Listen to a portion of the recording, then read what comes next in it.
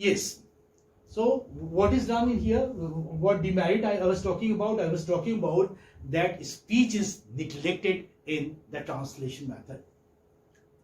Our students,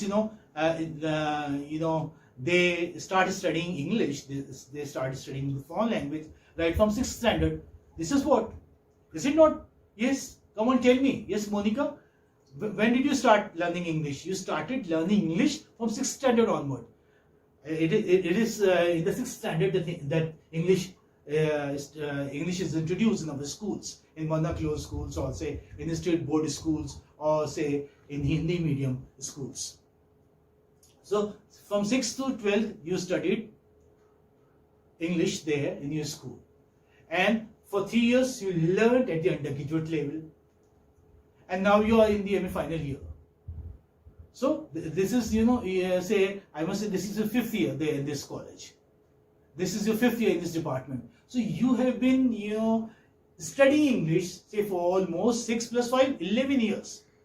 So you have been studying English for 11 years, yet you are not able to speak English. Why? Just think over it. And as far as speaking your mother tongue is concerned, you pick up the mother tongue just in 11 months. A child of 11 months speaks mother tongue very fluently. Okay, very fluently. Yes. Why? Because that is the right way. That is the natural way of learning. He listens to the people around him, and then he picks up the structures of his mother tongue.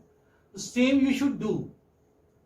All the teachers there in the department, they speak in English. And some of your friends also, they speak in English. So you also, those who are resident, start speaking in English. If you start speaking English, then you will be able to come over your fear, your hesitation. And I must tell you that English language is the easiest language of the world. It's the easiest language. And so much material is available. You can watch videos also there on the internet. There's so many videos available on YouTube. Listen to those videos, right? And try to learn this speaking skill. This is very important. Try to attain this skill. So I was telling you that after learning English for so many years, we find that our students are tongue-tied as far as speaking of English is concerned. So this is a big drawback. This is a big demerit of translation method. It is often observed that in a class which is taught through the translation method, the students, as I said, listen more to the mother tongue than to the foreign language. If you're taught through translation method, why have you not learned English hitherto? Why couldn't you? Because the teacher was speaking in Hindi, you also is speaking in Hindi. So even in the English class, where Hindi should be totally banned, where Hindi should be kept out of the classroom, what was done? The teacher was speaking in Hindi and you too were speaking Hindi, and that's why you couldn't learn it. So foreign language gets a very little time.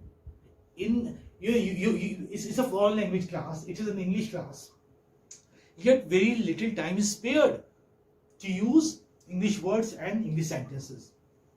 It doesn't help the students to learn correct pronunciation of English language, of the target language, because they don't listen to their teacher to speak words and sentences in English. The teacher also speaks in Hindi.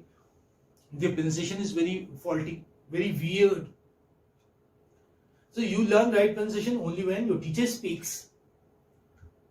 And now we have learned phonetics, so I expect all of you to have a right pronunciation, because many of us we find these days are able to speak in English.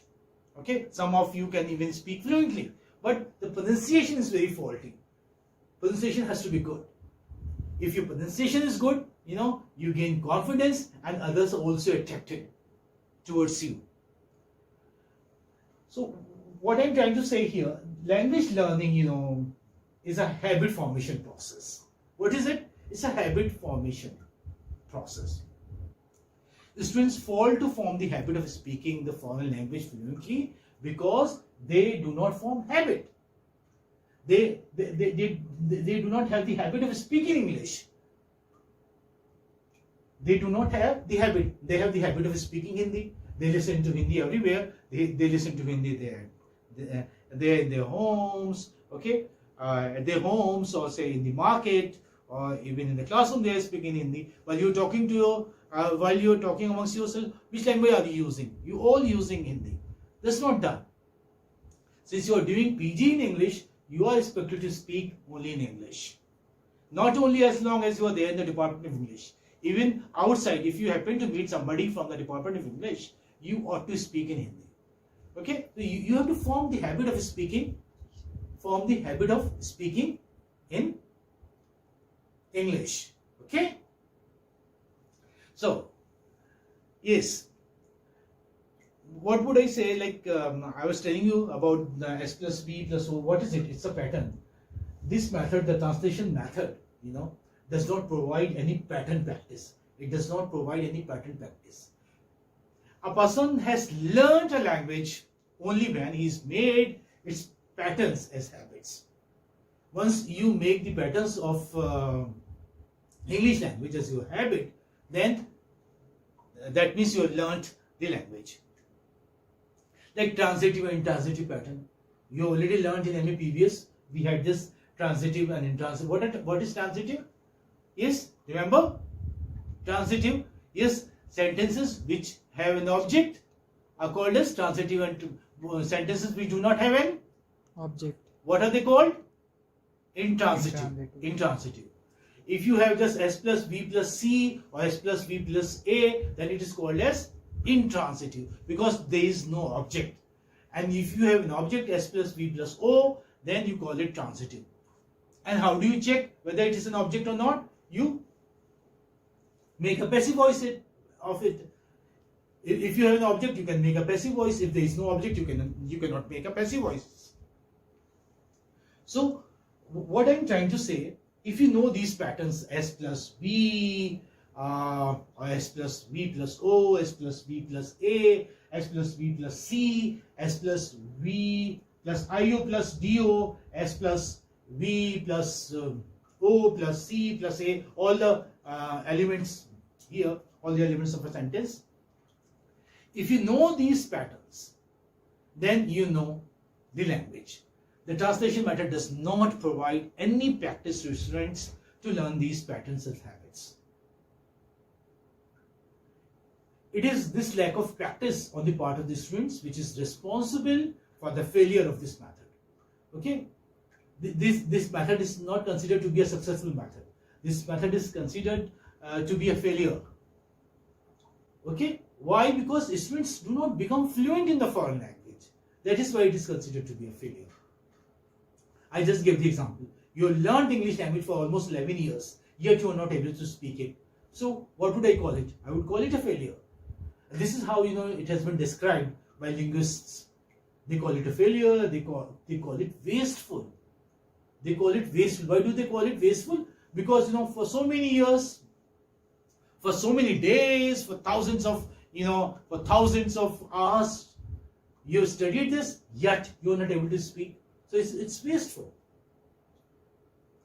So I was discussing the demerits, and I'm still continuing it, discussing the demerits of translation, the disadvantages of translation method. So what was the first disadvantage? That it is an unnatural method.